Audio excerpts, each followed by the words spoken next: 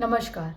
जो कानून अंग्रेजों ने आज़ादी के नायकों को कुचलने के लिए बनाया था, वो आज आज़ाद भारत के 75 साल बाद आवश्यक है क्या? आइए जानते हैं।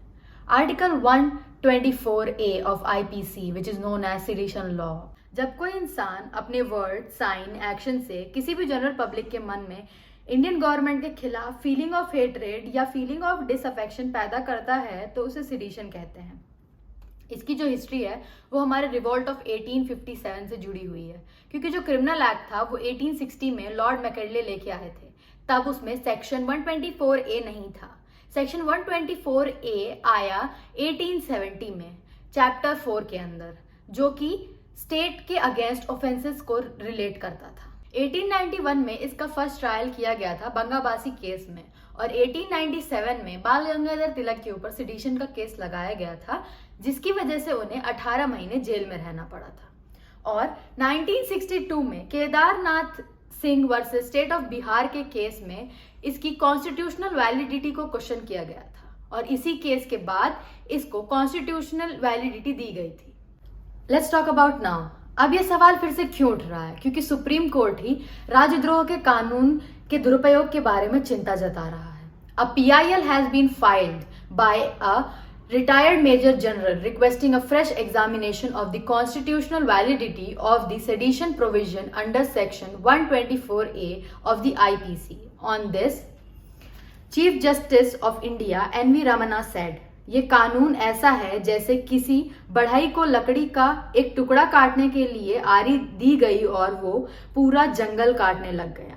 उन्होंने ये भी कहा कि ये कानून जो महात्मा गांधी और बाल गंगाधर तिलक के ऊपर इस्तेमाल किया गया था, क्या वो अभी 75 साल बाद आवश्यक है क्या? As many PILs have been filed, और सुप्रीम कोर्ट को भी ऐसा लग रहा है कि कहीं ना कहीं इसमें अमेंडमेंट आने चाहिए या इसको हटा देना चाहिए, क्योंकि it's a very old law जो कि अभी नेसेसरी नहीं है और इसका बहुत ज़्यादा दुरुपयोग भी हो रहा है। इसलिए सुप्रीम कोर्ट को लग रहा है कि इसको हटा देना चाहिए। तो आइए इसका कन्विक्शन रेट देखते हैं कुछ सालों में। According to NCRB data, which is national crime report bureau, तो वो बताते हैं कि एक स्टीप चेंज देखने को मिला है 2016 और 2019 के बीच में, जिसमें जो कन्विक्शन रेट है वो बहुत ज़्यादा नीचे गिर चुका है।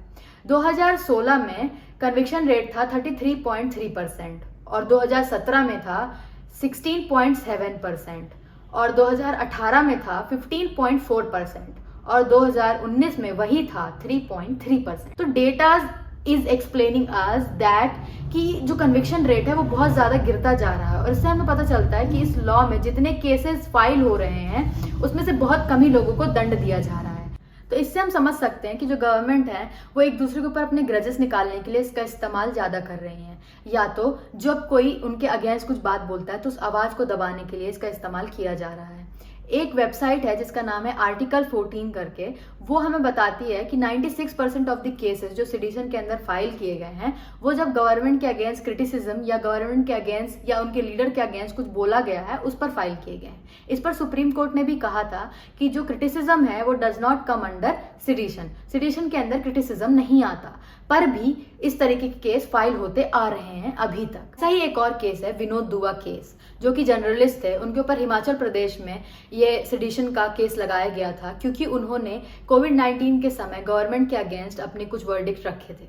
इस कानून को लेकर मेरा यह सोचना है कि सेडिशन लॉ को कम्प्लीटली हटाने की जरूरत नहीं है, पर इसमें कोई ना कोई अमेंडमेंट्स लाने की जरूर आवश्यकता है, और इसका जो इस्तेमाल है ना उसे भी लिमिटेड कर देना चाहिए। कभी भी किसी पर भी सेडिशन का केस लगाना सही नहीं है, इसीलिए इसका इस्तेमाल लिमिटेड होना चाहिए कि जिससे कि कोई भी गवर्नमेंट अपनी ग्रजेस ना निकाल सके। और जब तक कंप्लीट एविडेंस नहीं है तब तक किसी पर भी सेडिशन का केस नहीं लगाना चाहिए। We are a democratic country and we have our own voices. We are separate yet together. So we can say our opinions. We can have our opinions for a better India. आप क्या सोचते हैं इस law के बारे में? Comment करके बताइए। धन्यवाद।